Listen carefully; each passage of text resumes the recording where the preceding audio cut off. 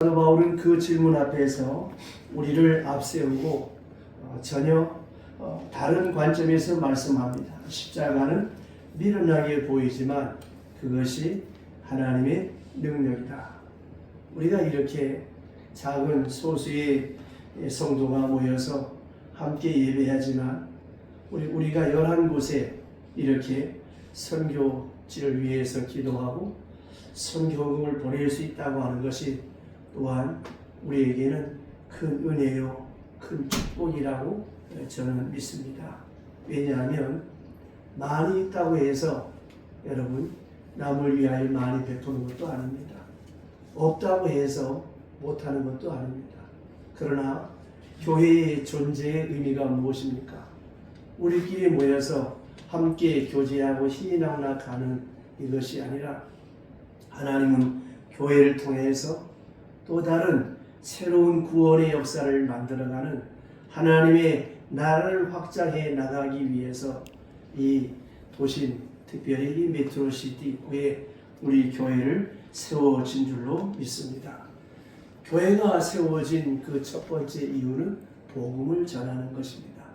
우리가 믿는 예수, 우리가 믿는 하나님, 눈에 보이지 않는 하늘나라, 이것을 우리가 믿고 살아가는 사람, 내가 가보지 않은 그 하늘나라지만 그 하늘나라에 갔다 온 사람보다 더 분명하고 확신 있게 증거하며 살아가는 것이 성도의 삶입니다.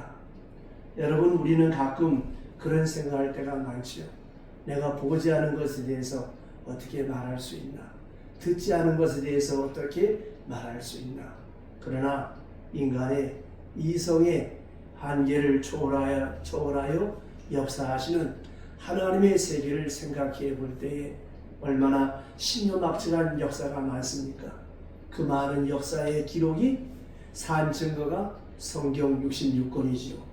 우리는 말씀을 통해서 하나님 나를 알고, 말씀을 통해서 하나님을 알고, 말씀을 통해서 이 땅에서 어떻게 살아야 하는 것인가 하는 것을 우리에게 단적으로 증명해 주고 있습니다. 그래서 오늘 주신 말씀에 보면 십자가는 미련하게 보이지만 그것은 하나님의 능력이다.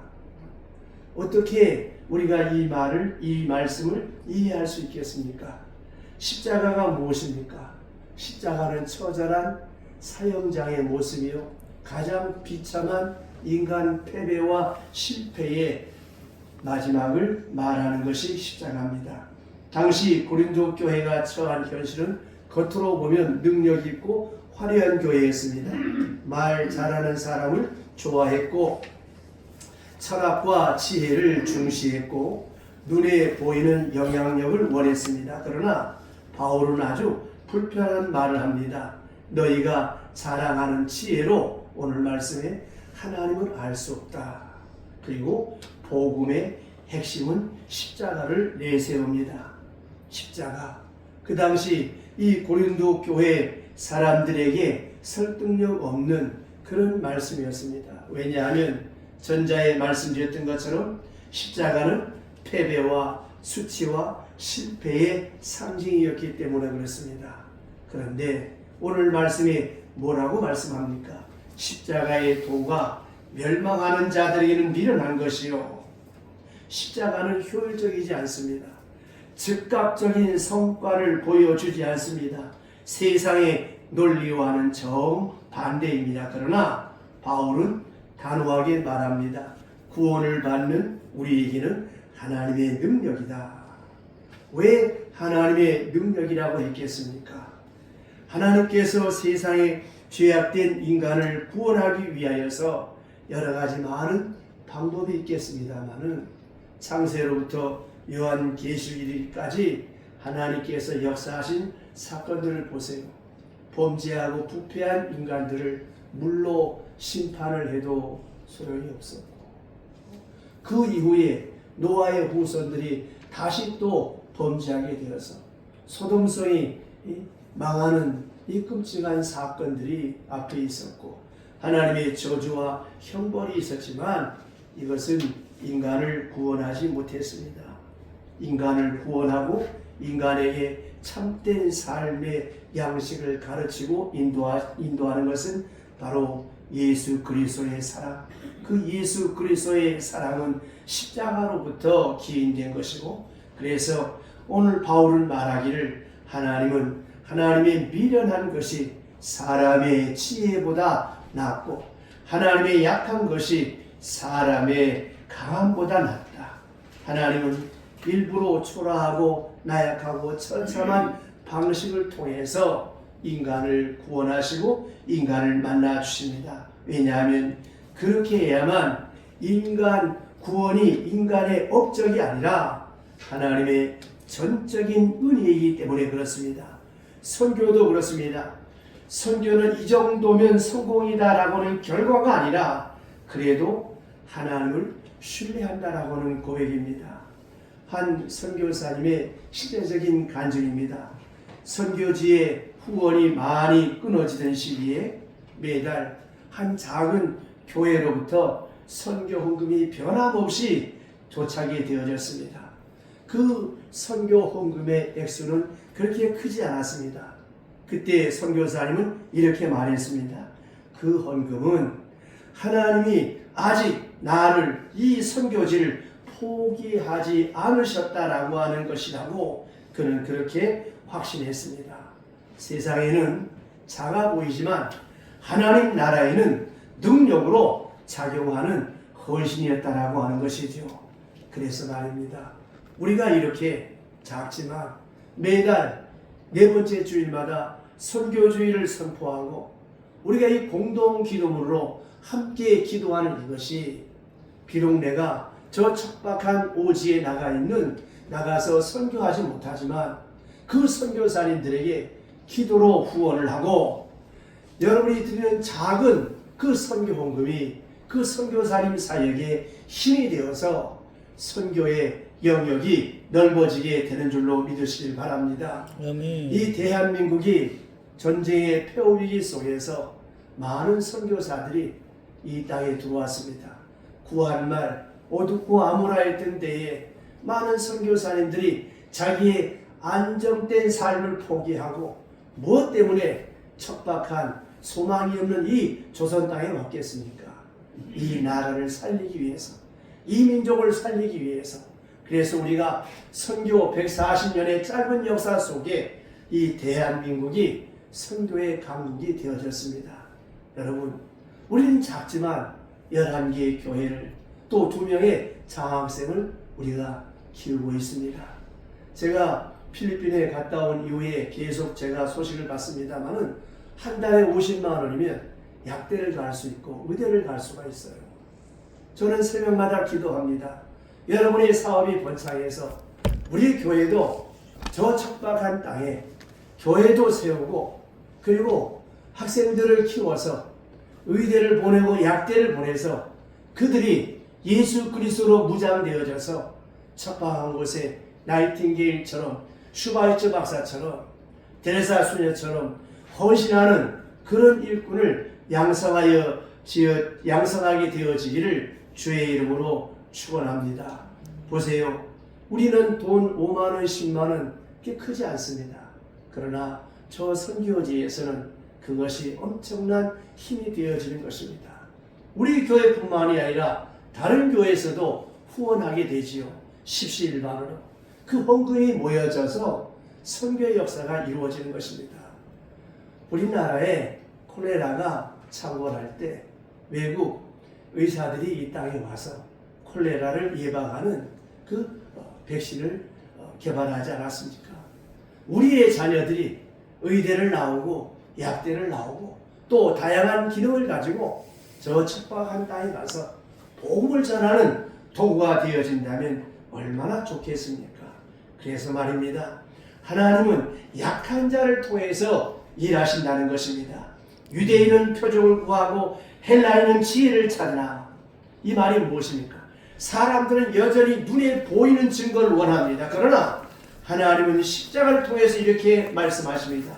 내 방식은 너희 방식과 다르다. 그래서 바울은 말합니다. 우리는 십자가에 못 박힌 예수를 전한다고 말씀하십니다. 자, 이 말씀은 무엇이겠습니까? 세상에 다양한 방법이 있고 세상에 그리고 할 수 있는 것들이 많겠지만 그런 것들을 통해서는 이 선교의 역사를 사람을 구원할 수가 없다라고 하는 것이죠. 보세요. 약간의 물질은 그 사람을 약간 좋게 합니다. 그러나 그 사람을 위하여 기도하고 그 사람을 하나님 앞으로 인도할 때에 거기에는 한 생명의 변화를 통하여 또 다른 새 역사를 만들어 간다고 하는 것이죠. 그래서 많은 사람들은 표적을 구합니다. 이 표적을 구하는 신앙, 심지어 이 유대인들은 십자가에 못 박히신 예수 앞에서 표적을 구하잖아요. 한 강도가 뭐라 그럽니까? 야, 네가 진짜 메시아면 뛰어내려봐라. 그러면 믿겠다. 뛰어내리면 믿겠다. 그럼 여러분 생각해 보세요. 그 사람이 과연 그 뛰어내리는 기적을 봤다고 해서 믿겠습니까? 안 믿습니다. 또 다른 표적을 구하겠죠. 다른 거 이루어지면 믿겠다. 끝이 없는 것입니다. 이 유대인들은 십자가에서 예수님 보고 뛰어내리라고 하는 이 유대인들, 불과 일주일 전에 나사로가 살아난 것을 목격한 사람들입니다. 여러분, 예수님 오시기 전에 죽었다가 살아나는 일이 없었습니다. 지금도 수많은 장례식 앞에서 얼마나 많은 사람이 통곡을 합니까? 죽었다가 살아난다. 기독교의 부활밖에 없습니다. 그런데 문제는 나사로의 부활 사건, 예수님이 십자가에 불과 일주일 전, 아니 열흘 전, 이 나타났던 이 사건, 이것이 얼마나 그 당시에 예루살렘의 센세이션을 일으켰겠습니까? 이 소문이 삽시간에 퍼지고 많은 사람들이 경이롭게 놀랍게 감탄했을 것입니다. 죽어서 썩어 냄새나는 나사로가 배에 동인 채로 무덤에서 걸어 나오는 표적을 보았습니다. 그러면 다른 무슨 표적이 필요하겠습니까? 아, 이분이야말로 메시아가 아닌가? 이렇게 믿어야 될 것이 아니겠습니까? 그런데 또 다른 표적을 구하면서 네가 메시아라면, 네가 구원자라면 한번 나를 내려봐라. 여러분, 이것이 인간입니다. 인간은 끝없는 의심에 대한 어떤 해결책을 내어놓으라고 말합니다. 그 인간의 끝없는 욕망이 이루어진다고 해서 자기 자신이 하나님 앞에 순복하겠습니까? 그렇지 않습니다. 여러분, 지난 살아온 세월 얼마나 많은 은혜를 체험했습니까? 저 역시 이 다리가 장애자가 될 뻔한 상황에서 기적을 체험했지만 이것이 신앙이 지나가면 희석이 되어지는 것. 이게 여러분 사람입니다. 그래서 또 다른 표적을 구하는 것입니다. 표적을 구하는 신앙은 허무한 신앙입니다. 여러분, 예수 그리스도가 여러분의 표적이 되시기를 바랍니다. 아멘. 하나님, 이거 해주세요. 하나님, 저거 해주세요. 그럼 내가 충성하겠습니다. 하나님, 이거 내 눈에 보여주세요. 하나님, 내 손에 딱 올려놔주세요. 그럼 내가 평생 주를 위해 살겠습니다. 올려놔줘도 소용없습니다. 우리는 이런 어떤 표적을 구하는 이런 신앙은 그 순간에 지나지 않습니다. 여러분 잘 알잖아요. 기도해서 응답이 되었어요. 하나님 감사합니다. 감사합니다. 근데 또 다른 욕구가 생겨요. 그 또 다른 욕구를 앞에 놓고 기도하는 거예요. 근데 그게 또 당장 이루어지진 않아. 그럼 어떻게 생각하십니까? 그때 거는 과거 거는 어쩌다 된 거고 역시 아니야. 이게 여러분 인간입니다. 저와 여러분이 하나님을 어떤 존재로 생각하고 있습니까? 말로만 나는 전능하신 하나님, 천지를 창조하신 하나님을 믿습니다가 아니라 정말로 살아계신 하나님, 내 이성의 한계를 초월해서 내 마음대로 움직여지는 내 손에 있는 알라딘의 마술 램프가 아니라 나를 사랑하시고 나를 구원하시는 하나님, 이런 믿음의 사람이 되어져야 하는 것입니다. 오늘도 우리가 표적을 구하면서 기도하고 있습니까? 이거 해주세요, 저거 해주세요, 이렇게 신앙생활 할 건가요? 언제까지 이렇게 할 것입니까? 그래서 오늘 말씀에 유대인은 표적을 구하고 십자가에 달려 돌아가시는 예수님 앞에서도 표적을 구하는 이런 신앙이 2026년 새해에는 없어지시기를 주의 이름으로 축원합니다. 22절 보시죠. 22절 다 같이 시작. 유대인은 표적을 구하고 헬라인은 지혜를 찾으나. 지혜를 찾으나. 이 말이 뭐예요? 합리적이라야 믿겠다는 것이죠. 이성적이라야 믿겠다는 것이죠. 다시 말씀드린 1 플러스 1이 2가 돼야 믿겠다고 하는 것입니다. 그러면 하나님 내가 믿겠습니다. 천만의 말씀. 이거는 신앙이 아닙니다. 여러분, 지혜가 뭘까요? 헬라인은 철학의 나라잖아요. 지혜를 찾습니다. 소크라테스의 나라 아닙니까? 지혜가 뭡니까?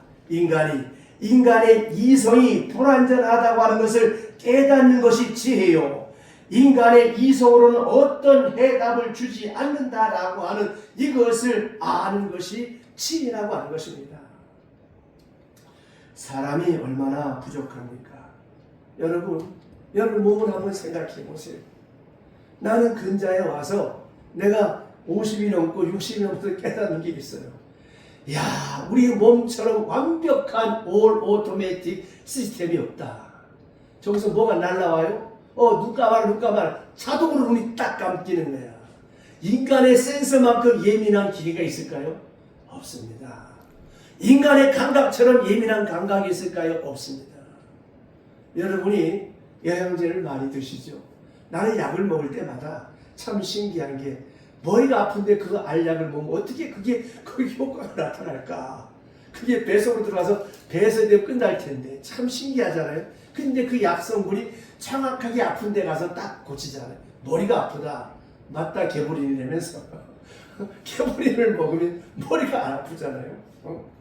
무릎이 아프다. 거기에 맞는 약을 먹으면 이상하게 무릎이 안 아파. 이게 얼마나 여러분 신묘막측합니까? 인간의 이성이 참 대단하죠. 그러나 여러분, 그게 다가 아니잖아요. 사람의 감각이라고 하는 것이 사실 대단한 것처럼 느껴지지만 결국은 그것이 완벽하지 못하기 때문에 그 감각이 나를 속이고 있을 때가 많고, 보이는 것이 진짜고 다인 것 같지만 막상 보면 그것이 아닌 것이 많지 않습니까? 또 내가 듣는 것이 다 확실하고 내가 판단하는 것이 다 확고부동하다고 한다면 왜 세상에 눈물이 있을까요? 왜 세상에 아픔이 있을까요? 왜 세상에 실패가 있을까요? 불완전하기 때문입니다. 이어령 교수 책 가운데 이런 책이 있습니다. 흙 속에 저 바람 속에 라고 하는 에세이가 있습니다. 거기 보면 그런 내용이 나옵니다. 불란서에 아주 어느 귀 부인이 어느 더운 여름날 별장에서 잠을 자는데 이 창문을 열어놓고 자자니 모기가 와서 물 것 같고 내일 또 파티가 있으니까 물리면 안 되기 때문에 닫고 자자니 덥고 열고 자자니 모기 때문에 못 자겠고, 그 당시 이 에어컨이 없을 때니까 차라리 내가 모기에게 물리는 것보다 그래서 좀 참고 더운 채로 자자. 그리고 창문을 닫고 잠을 자는데 새벽 1시, 2시에는 너무 더운 거예요. 땀이 막 비 오듯이 하는 거야.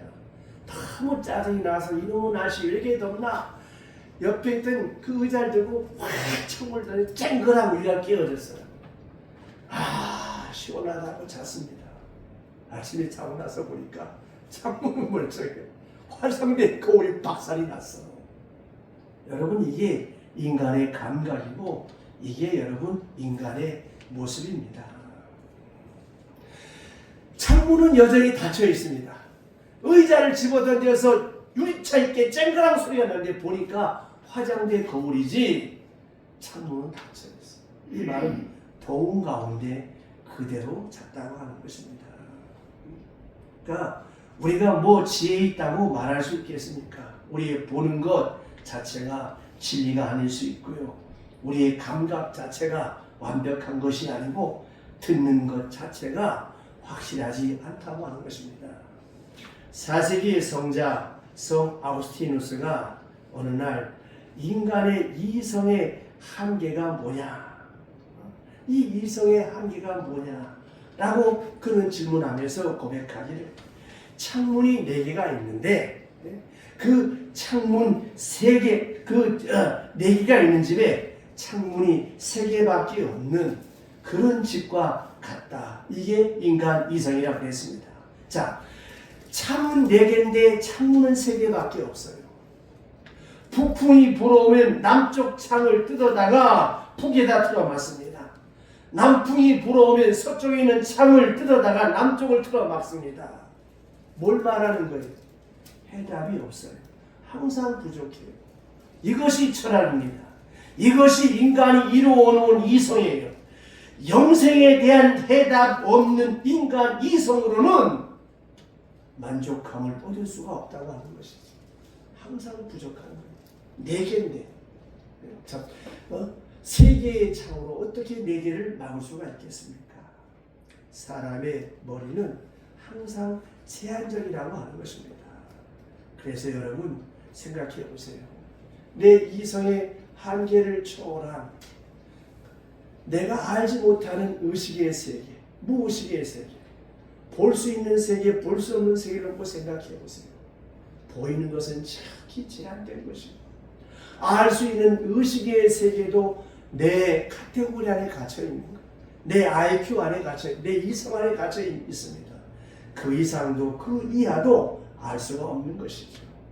그래서 어거스틴이 어느 날 이 인간의 이성으로 하나님을 다 알 수가 없어서 왜 이렇습니까? 왜 저렇습니까? 고민하며 어느 날 바닷가를 걷는데 바닷가에 아이들이 모래구덩이를 파놓고 조개 껍데기로 물을 퍼서 계속 담고 있습니다. 아마 내가 이거 몇 번 말씀드린 것 같습니다. 묻습니다. 어거스틴이 얘들아 뭐하니? 그랬더니 보시면 모릅니까? 우리가 바닷물을 다 퍼담을 겁니다. 그러니까 어거스틴이 기가 쳐갖고 야 이놈들아 이 어리석게 어떻게 그 조그마한 웅덩이에 바닷물을 다 퍼담는다는 말이냐. 가짜라서 웃었어요. 그랬더니 그 중에 아이 하나가 펄딱 일어나더니 그러면 선생님 머리로 어떻게 하나님을 다 담을 수 있겠습니까? 선생님 머리에 어떻게 하나님을 다 담을 수 있고 어떻게 하나님을 다 알 수 있겠습니까? 그때 아차 싶어서 눈을 뜨고 보니까 아무것도 없더라는 거예요. 환상 가운데. 여러분 이것이 인간의 이성입니다. 그 이후에 어거스틴은 하나님 이제부터는 내가 모르는 것에 대해서는 무조건 하나님 믿겠습니다. 나는 이제부터 알기 위해서 믿겠습니다. 모르는 것을 알려고 찾는 이성으로 머리로 믿는 것이 아니라 알기 위해서 믿겠습니다. 알아서 믿는 것이 아니라 내게 합리적으로 이것이 와닿고 수학 공식처럼 1 플러스 2가 되는 어떤 단답이 있어야 믿는 것이 아니라 알아서 믿는 것이 아니라 믿음이 먼저 가고 그 다음에 안다는 것이죠. 이것이 신앙의 역설입니다. 생각해 보세요. 세상 사람들은 우리의 믿음을 이해할 수가 없어요. 장례식에 왜 노래 부르냐 이거지. 너네 안 미쳤냐? 근데 우리는 네가 미쳤지. 우리는 죽음이 끝이 아니야. 죽은 다음에 하늘나라고 천국이기 때문에 우리는 웃고 노래하는 거야. 이 논리를 어떻게 저들이 믿을 수 있겠습니까? 생각해 보세요. 동정녀의 탄생 어떻게 가능합니까? 있을 수 없지요. 어떻게 사람이 무리로 걷습니까? 말도 안 되지요. 오비형이요. 보리떡 2개에 물고기 5마리, 물고기 2개에 보리떡 5개. 오비형이는 어떻게 5천 명이 먹고 12광주이 남느냐? 이게 과학적으로 설명이 되겠습니까? 있을 수 없지요. 나 위주로 생각하면 하나님 말씀 중에 믿을 것이 아무것도 없습니다. 그런데 하나님의 세계는 하나님이 주인공이 하나님 위주로 말씀을 풀어야 믿어지는 것입니다. 이미 구원받은 사람들, 이미 예수 그리스도로 말미암아 영생을 소유한 사람들은 이런 것들이 문제가 되지 않습니다. 왜? 전능하신 하나님을 믿으니까. 전능이라는 말이 무엇입니까? 천지를 창조하셨잖아요. 천지를 창조하신 하나님이, 사람의 생명을 신 하나님이 죽은 자를 못 살리겠어요? 우주 만물 삼라만상을 창조하신 하나님, 그래 동정녀의 몸에 잉태케 못하겠습니까? 만물을 창조하신 하나님이 오병이의 기적을 못하시겠습니까? 이러면 대수가 되지 않지요. 여러분, 믿음이 먼저입니다. 인간의 머리로서 다 이에 대해서 믿는 것이 아닙니다. 지식적으로 성경을 파고들면 들수록 의구점만 더 생기지 예수를 믿을 수가 없습니다. 성경을 하나님의 말씀으로, 무엄한 하나님의 말씀으로 믿고 그 성경 말씀을 내 삶의 표준으로 삼으시기를 주의 이름으로 축원합니다. 문제는 어디 있느냐? 성경 공부하다가 신천지 가고, 성경 공부하다가 이단되고, 성경 공부하다가 문제가 생겨지는 것입니다. 제가 부목사 시절에 많이 가르쳐 봤지만 아무 소용이 없어요. 그래서 저는 주일 예배를 강조합니다. 경건한 예배. 여러분, 주일날 좀 일찍 오세요. 어차피 올 거 아니야. 와서 부족한 나를 위해서 기도 좀 해주시고, 교회를 위해서, 이제는 성도들을 위해서 그렇게 좀 새해는 믿음 생활 해보세요. 큰 교회 가보세요. 어디 여기서 커피를 마셔, 어디 물을 마셔. 말도 안 되는 소리예요. 옛날에 이 강대상에 한번 올라가지도 못하게 했어요. 장로님 권세 얼마나 무섭게 하나를 쳤는지. 그러나 지금은 그런 시대가 아니지만, 여러분이 대통령 앞에 갔다고 서서 생각해 보세요. 여러분 몸과 마음의 자세가 어떠해져야 되겠습니까? 토요일은 주일을 준비하는 날이에요. 내일 내가 무슨 옷을 입고 갈까? 미리부터 기도하며 준비하면서 하나님 앞에 나와서 예배 드려보세요. 찬송 부를 때 가슴 뜨거운 눈물이 흐를 것이고, 기도할 때 하나님의 음성이 들릴 것이고, 하나님의 말씀을 받을 때 그 말씀 속에 내게 주시는 하나님의 말씀이 들려줄 줄로 믿으시길 바랍니다. 아멘. 그래서 이 성경 속에서 하나님의 세계를 보고 하나님을 만나게 되는 것입니다. 하나님을 중심으로 나를 풀어가게 되는 것입니다. 하나님이 태양이 되고 내가 위성이 돼서 도는 것이지, 태양이 지구를 도는 것은 아니잖아요. 이효령 박사 돌아가셨지만 잘 아시죠? 대한민국의 최고의 지성인이었잖아요. 그분은 기독교를 무시했어요. 그의 사상, 그의 철학은 거의 불교에 가까웠습니다. 그런데 그 딸 이민아 변호사가 안구에 문제가 생기고 실명하게 되었습니다. 딸의 권유로 교회를 나가서 예수를 믿고 세례를 받았습니다.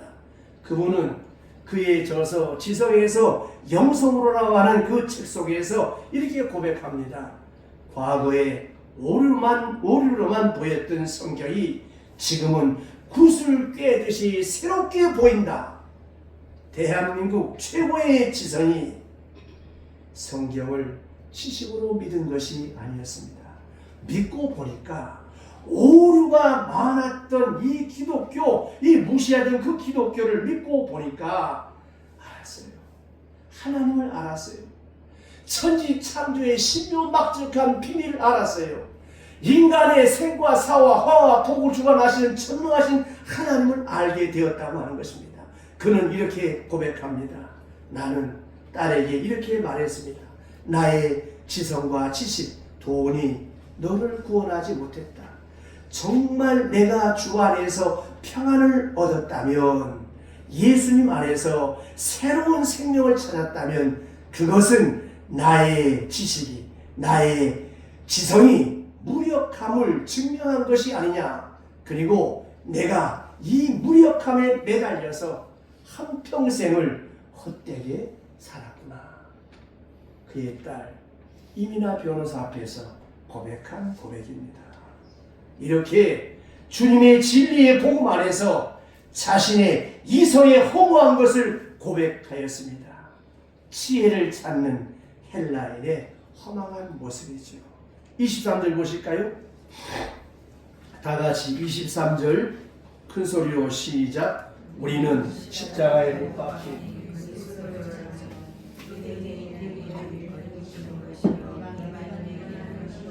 이방인에게는 미련한 것이로다. 아멘. 자, 십자가에 못 박힌 예수를 전하는 것이 신앙입니다. 십자가의 예수를 믿는 것이 또한 신앙입니다. 유대인에게 꺼리끼는 것이요 이방인에게 미련한 것이로되, 서두에 말씀드렸던 것처럼 미련한 것이지만 우리에게는 하나님의 능력이요 하나님의 지혜라고 했습니다. 생각해 보세요. 어째서 메시아가 십자가에 죽는 것이 패배요 실패요 저주인데 이것이 하나님의 능력이란 말입니까? 인간의 이성으로 납득할 수 없어요. 합리적으로 수용할 수 없습니다. 왜 하나님의 아들이 죽는 게 하나님의 지혜냐? 하나님의 능력이 많다며 그 많은 하나님의 능력이 와서 저 로마를 때려 부수고 옛날 다윗의 왕권 솔로몬 시대를 만들어야 하나님의 능력이 아니냐? 이런 생각이었습니다. 그 당시 사람들은. 그러나 십자가는 우리에게 두 가지를 말씀하고 있습니다. 첫째, 내가 얼마나 큰 죄인인가 하는 것을 알게 하고 가르쳐주고 있습니다. 우리는 째째한 경범죄를 범한 것이란다. 내가 예수를 믿으면 믿을수록 죽어 마땅한 죄인이구나. 나 같은 죄인을 위해서 하나님이 우리를 핏값으로 사셨다고, 값주고 사신 바가 되었다고 말씀하고 있습니다. 이것이 하나님의 사랑, 하나님의 긍휼, 하나님의 은총입니다. 내가 예뻐서가 아니에요. 내가 잘나서가 아니에요. 내가 똑똑해서가 아니에요. 내 새벽기도도 말씀드렸지만 옛날에 황정순 씨, 김희갑 씨가 나온 팔동강사에 나오는 드라마가 있었어요. 그 팔남의 가운데 늘 아버지 엄마의 마음속에는 가난하고 못 사는 자식이 마음이 안쓰럽고 애쓰러웠어요. 잘 사는 자식보다. 하나님의 마음도 마찬가지입니다. 내가 착하게 예수를 믿고 주일 잘하고 공동 잘하고 봉사 잘하고 이래서 예뻐하는 게 아니에요. 나는 저주받아 마땅해. 나는 구제불능. 근데 나를 값없이 나를 사랑해 주셨기 때문에 은혜요 감사지.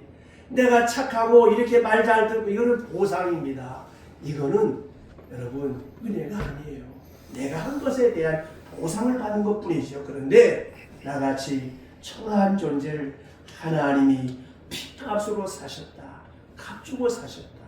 자, 시계가 100만 원짜리라고 한다면 내가 그 100만 원을 줘야 되잖아요. 50만 원 주면 못 삽니다. 하나님이 우리를 어떤 값을 지불하고 사셨습니까? 독생자 외아들을 희생하면서 사셨어요. 그럼 우리는 어떤 죄인입니까? 십자가에 죽어야 할 만한 죄인이에요. 그것을 십자가는 우리에게 가르쳐주고 있습니다.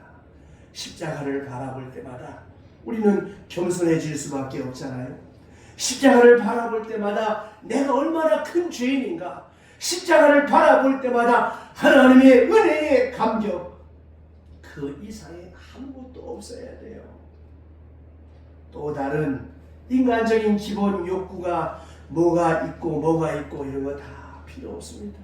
십자가 안에서 이미 다 이루었고 죽은 영혼이 영생을 얻었잖아요. 이 세상에서 소유할 수 없고 가질 수 없고 얻을 수 없는 세상이 주지 못하는 영생을 십자가 안에서 얻었잖아요. 그것으로 감격하시기를 주의 이름으로 축원합니다.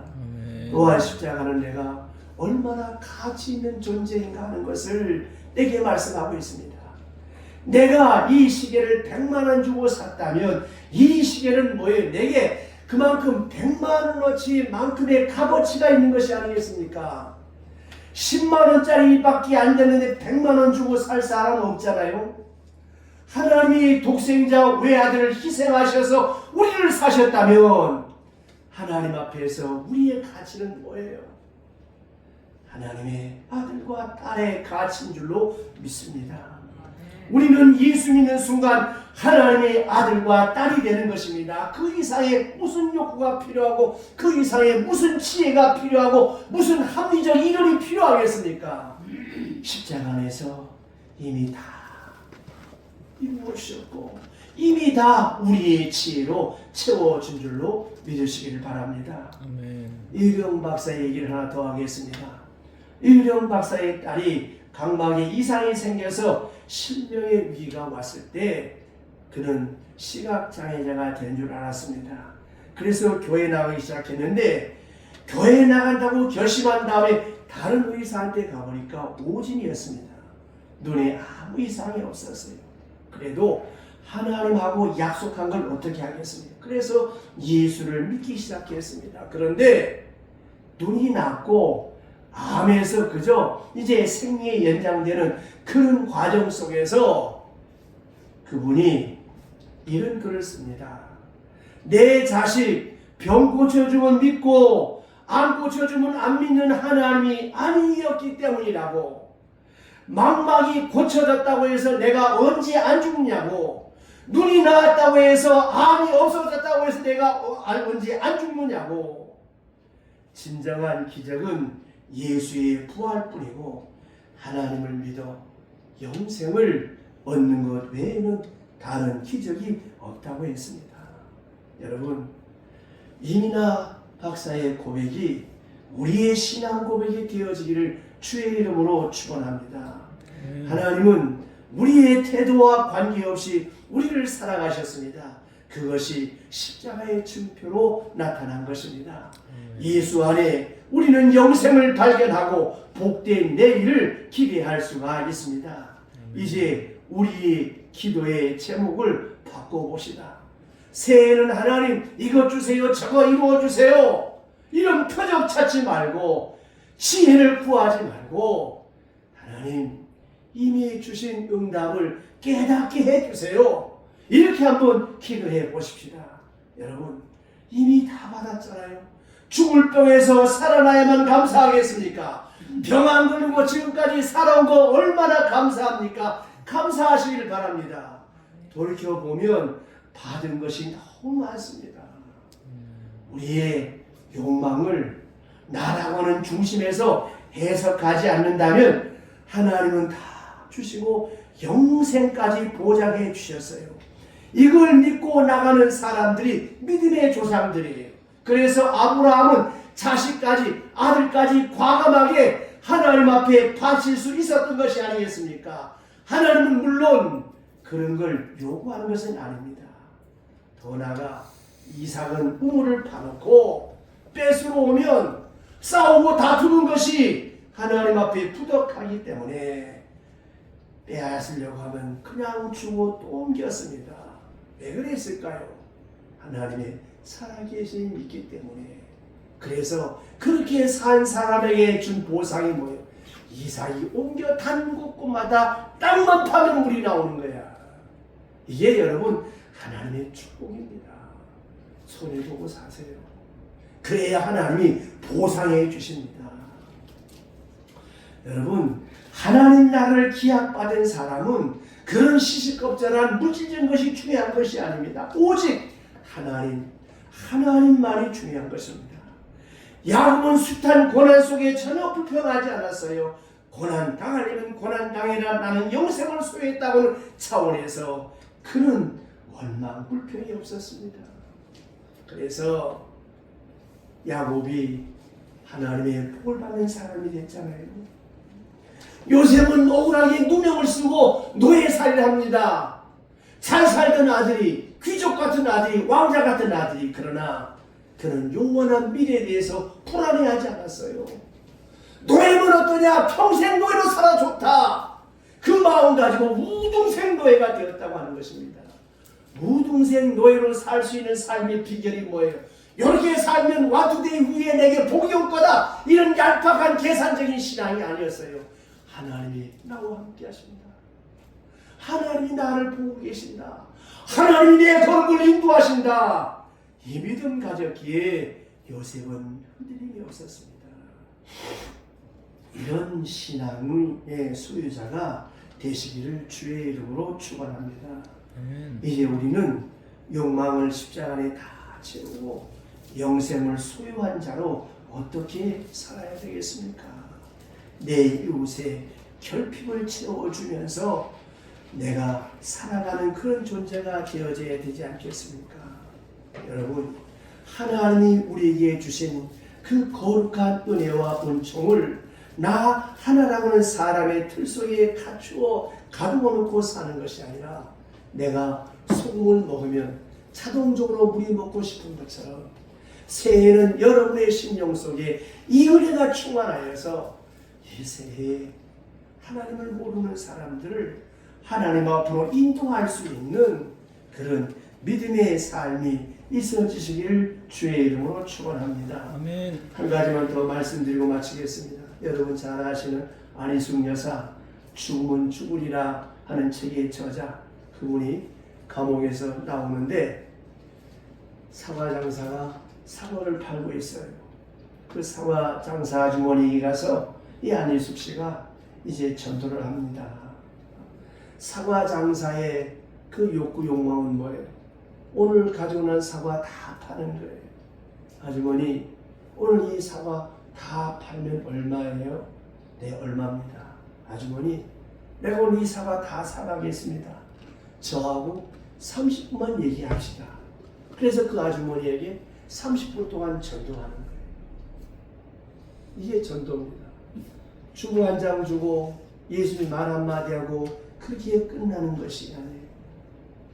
그 사람의 기본 욕구를 채워주는 거예요.